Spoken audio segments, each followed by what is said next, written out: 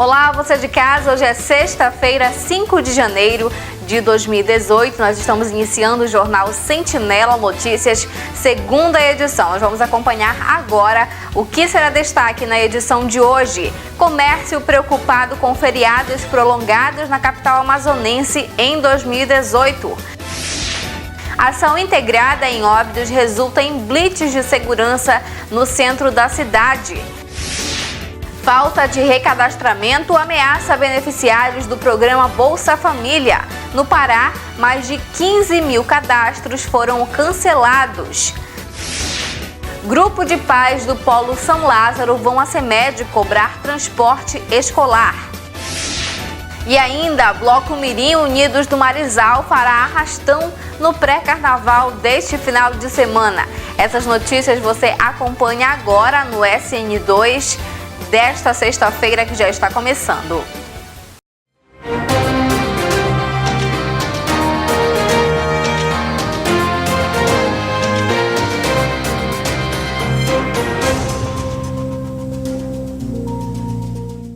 E muito boa tarde a você de casa que está nos assistindo aqui pela Sentinela TV Canal 7. Obrigada pela sua audiência. Nós vamos iniciar o SN2 desta sexta-feira falando sobre as notícias da região. O amazonense vai ter até o fim de 2018 pelo menos 14 feriados entre os nacionais e os locais. Só que para o setor varejista a notícia não é animadora. O prejuízo pode chegar a 22 bilhões em todo o país e no comércio local cerca de 100 milhões. A reportagem é da Band Amazonas. Acompanhe. No dia 1º, o brasileiro já teve folga no calendário. Nesse ano terão mais 10 feriados nacionais, um a mais que no ano passado. Contando com mais 4 feriados regionais, o amazonense terá 15 no total. Nada melhor que uns dias para descansar e aproveitar, não é? É bom, é ótimo. Por quê, pastor? Porque o meu esposo aí trabalha de segunda a domingo, né? Aí esse feriado é bom pra ele, entendeu? Pra ficar mais em casa com a gente. É ótimo. E pra senhora também? Também pra mim é ótimo. Mas pro lado da economia, a notícia não é nada boa. Pelos cálculos da Confederação Nacional do Comércio, o varejo deixou de lucrar R$1,5 bilhão de reais por cada feriado de 2017. Uma perda mensal de 9%. Para este ano, a previsão é que seja maior, cerca de 22 bilhões. O assessor econômico da Federação do Comércio do Estado do Amazonas diz que só no comércio local o prejuízo será de 100 milhões para a economia. Esse prejuízo é incomensurável. Quer dizer, é preciso que se mova gestões no sentido que se evite esses feriados em meio de semana, o que se chama de pontes, não é? Ele não é só o feriado. Se cair numa sexta-feira, se cair numa quinta-feira, por exemplo, não funciona nem sexta e nem sábado e domingo. E isso é prejuízo com a paralisação das atividades econômicas. Alguns lojistas dizem que a lucratividade cai em 20% nos feriados. Eu acho que a gente tem feriado demais e a cada ano surgem feriados novos, né? Tem feriados que só é aqui em Manaus que funciona, tem em outras capitais não funciona. Tem a feriado da cidade, tem a elevação do Amazonas, a categoria de província. Então, tudo isso aí é uma perda muito grande para a economia.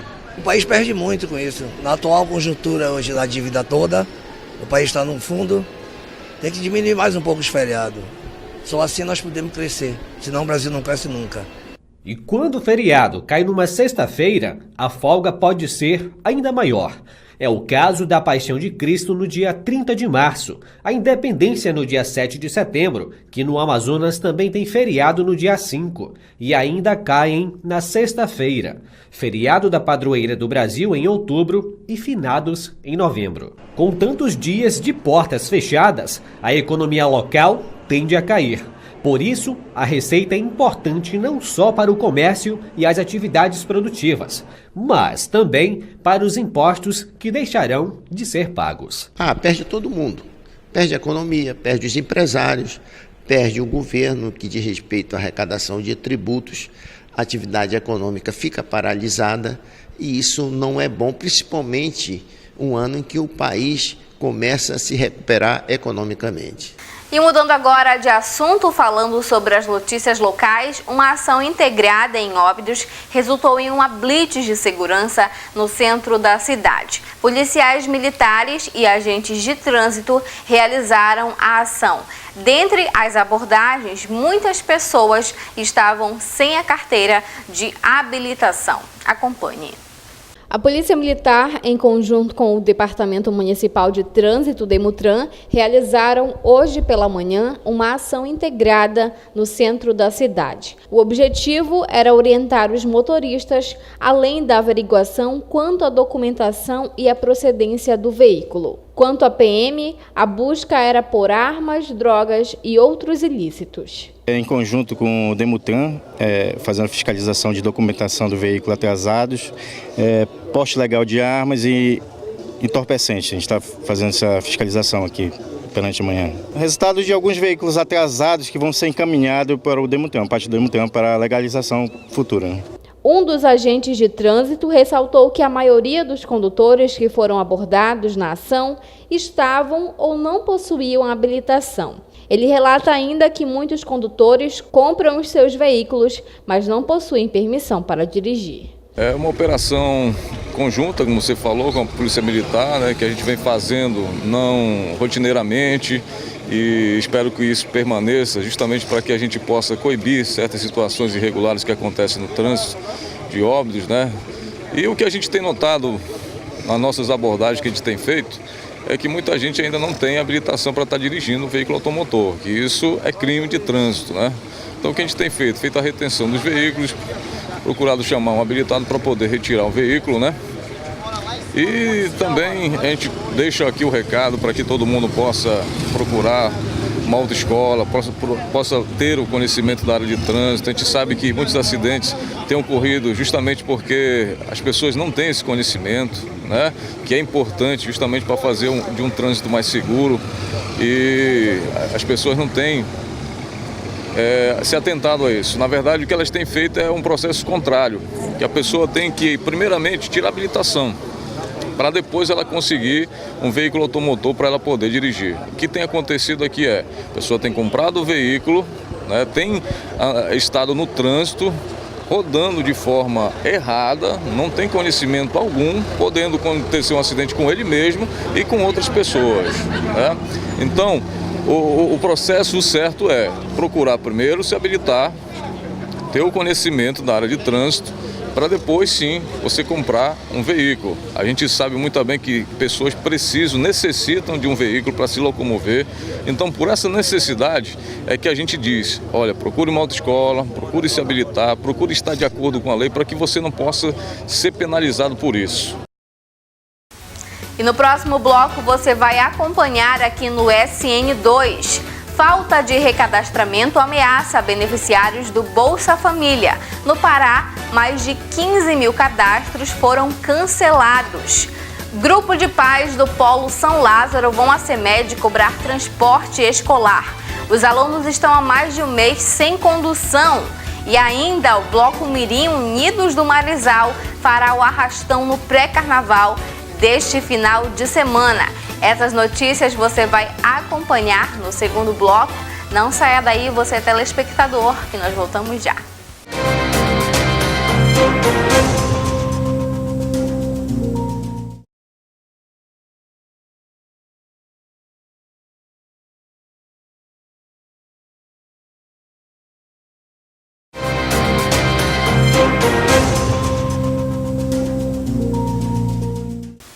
E nós voltamos com a programação do SN2 desta sexta-feira. A você, mais uma vez, eu agradeço a sua audiência, você telespectador que acompanhou a primeira edição e que acompanha agora a segunda edição. Obrigada pela sua preferência. E olha, a falta de recadastramento ameaça beneficiários do programa Bolsa Família. No Pará, mais de 15 mil cadastros foram cancelados. Acompanhe a matéria. Uma auditoria da Controladoria Geral da União nos benefícios do programa Bolsa Família revelou uma fraude em quase 350 mil cadastros em todo o Brasil. De acordo com o Ministério do Desenvolvimento Social, o programa beneficiou em dezembro de 2017 mais de 13 milhões de famílias que receberam benefícios com valor médio de R$ 179.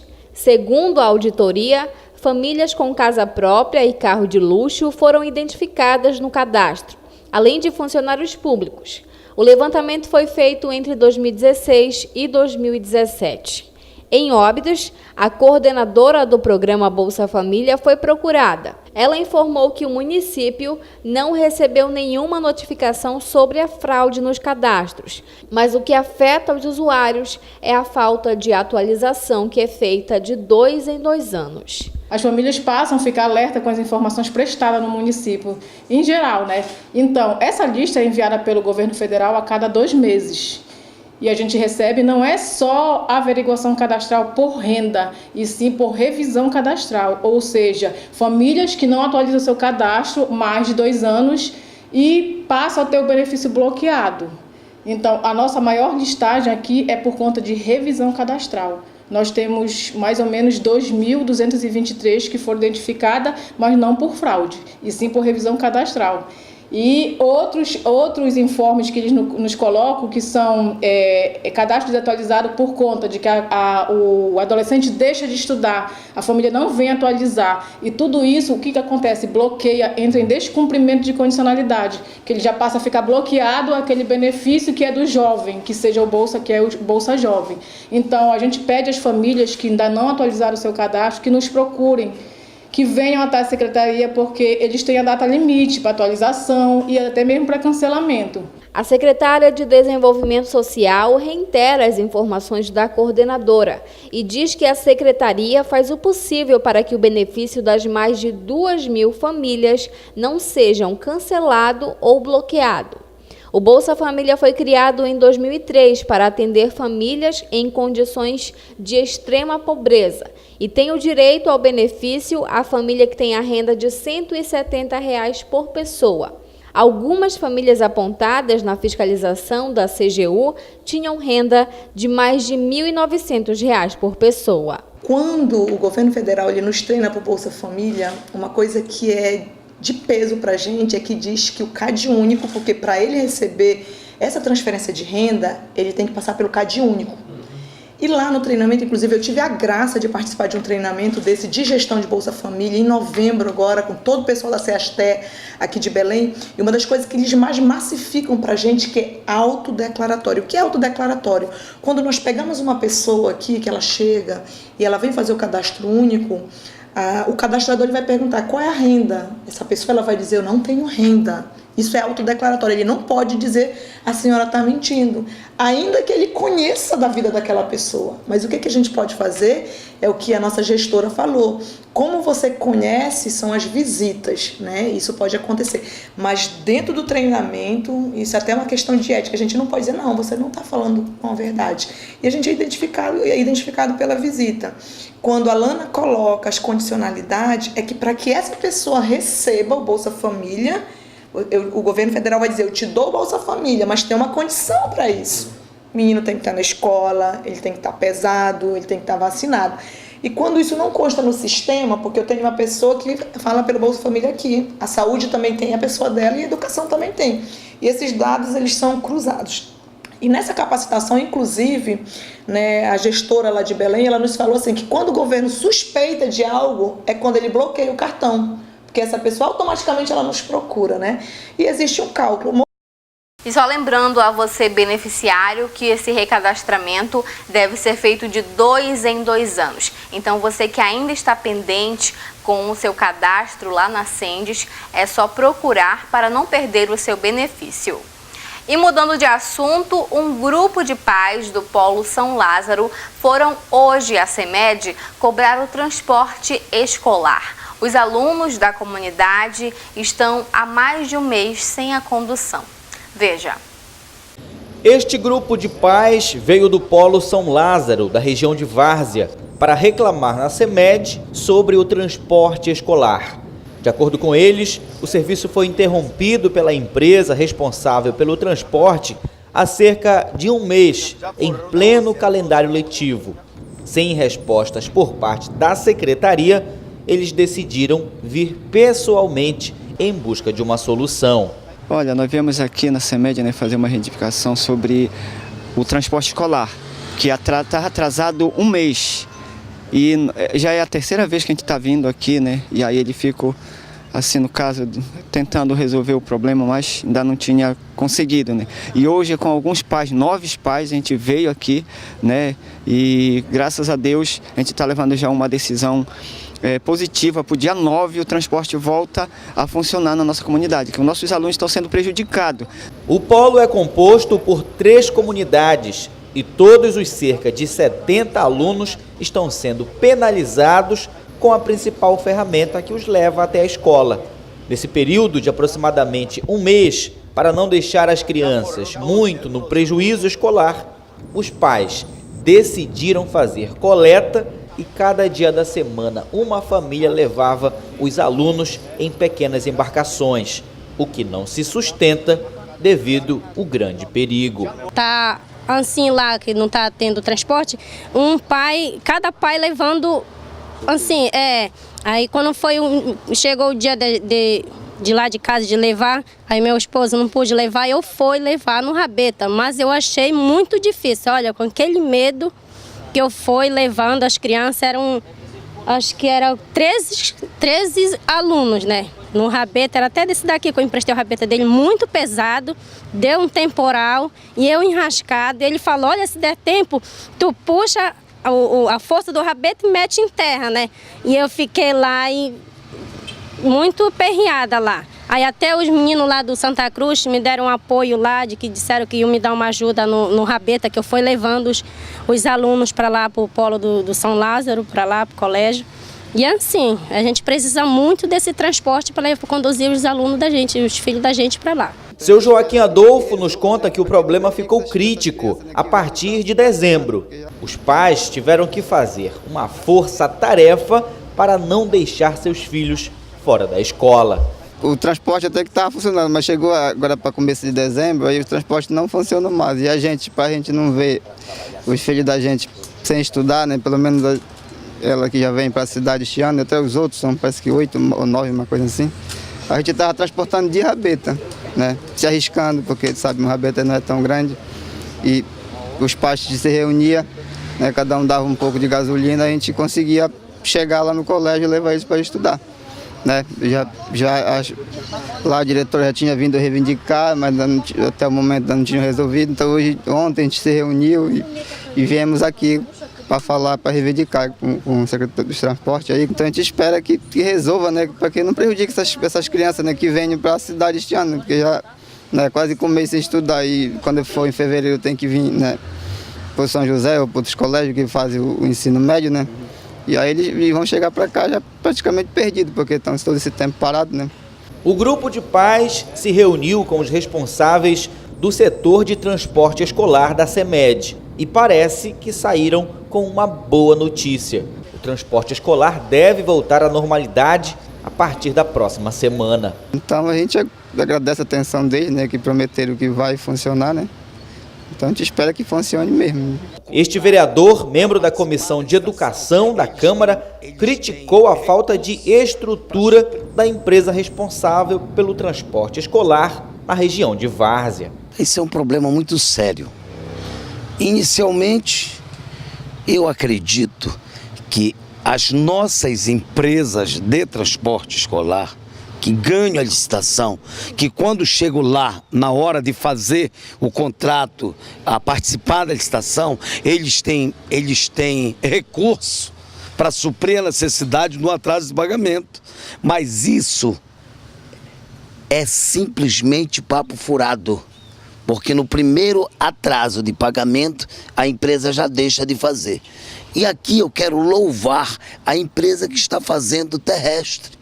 O mesmo problema, muitas das vezes, de falta de pagamento da Várzea, acontece com a Terra Firme. Mas a Terra Firme está trabalhando direto. Por que na Várzea está acontecendo isso? Porque se eu participo na licitação, eu digo que a minha empresa tem 1 milhão, 2 milhões de recursos, é porque eu estou preparado para assumir, entendeu? Aquela rota 1 ou 2 meses de atraso. E é isso que acontece. As empresas não têm apenas documento, não tem estrutura nenhuma. Nós estamos aqui atentos, como membros da Comissão de Educação, para ver, equacionar essa situação na questão da educação e do transporte escolar. E mudando de assunto, falando de Carnaval X, o bloco Unidos do Marizal fará o arrastão do pré-carnaval deste final de semana. Acompanhe. O bloco que faz a alegria da criançada.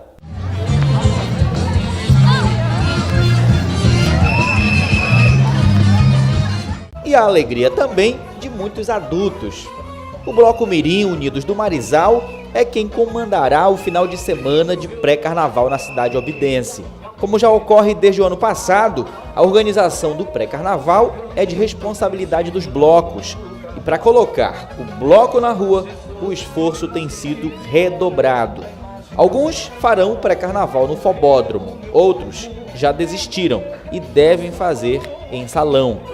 Bom, neste domingo, a folia está garantida com o Bloco Mirim. O pré, né, a gente vai fazer no Sesc, tá? Só é o Bloco Mirim e o pré no Sesc. Contando com a ajuda do pessoal, né, da Prefeitura também, um apoio da Prefeitura. E vamos levar para o Sesc, para angariar fundos, para poder a gente colocar o bloco na rua, porque como é 20 anos, não é fácil, não vai ser fácil, né? Mas aí nós vamos conseguir, vamos fazer, né? A coordenação do Bloco Mirim Unidos do Marizal decidiu manter na programação para este fim de semana o mesmo local para a saída do arrastão. E quem está pensando em ir, pode ir se preparando, porque às 18h30 de domingo, o bloco já estará nas ruas, com aquela empolgação. A saída vai ser lá da concentração mesmo do bloco. Nós queremos sair às 18h30, a volta vai ser rápido, né? E queremos chegar umas 7 horas já no Sesc para ir começar até às 22h. Esse ano o bloco completa 20 anos. Muita coisa será surpresa, mas alguns detalhes já foram adiantados para os foliões que são fãs do Bloco Mirim. Para o oficial, o Bloco Mirim vai homenagear os 20 anos, né? 20 anos de Mirim, a gente tem muitas ideias para homenagear para esses 20 anos. Tipo, a gente vai pegar as meninas desde 98, que foram porta-estandarte, que hoje já são adultas, já são mães, sabe? E vamos trazer elas numa ala com as crianças, com uma camisa, né? Assim, Bloco Mirim 20 anos, eu fiz parte dessa história, mais ou menos assim. É nesse sentido que nós vamos fazer o Mirim esse ano. Bom, enquanto a banda toca, segue o baile, ou melhor, segue o bloco. É importante ressaltar que os recursos arrecadados no pré-carnaval já serão revestidos para colocar o bloco na rua nos dias oficiais, onde o Bloco Mirim deve fazer a abertura do Carnaval Obidense com os foliões da quinta-feira em fevereiro.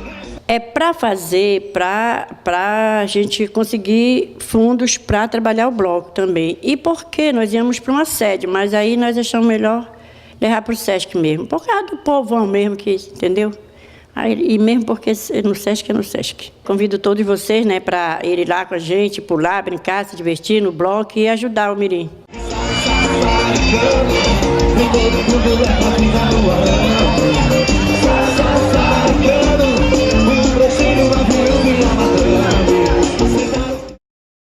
E essa foi a programação do SN2 dessa sexta-feira. Nós voltamos na semana que vem com mais informações a você, telespectador, e eu desejo uma boa noite e desde já um excelente final de semana.